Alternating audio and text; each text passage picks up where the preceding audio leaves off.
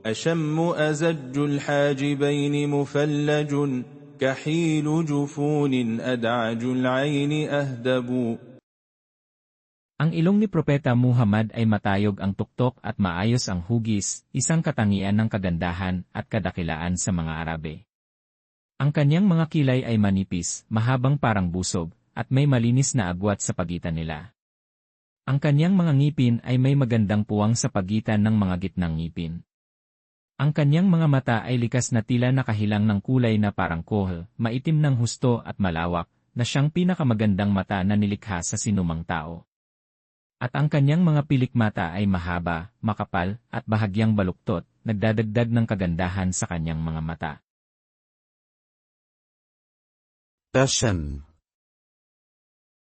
Matayog ang ilong. Passion. Azaj. Manipis at mahaba ang kilay na parang busog. Azaj.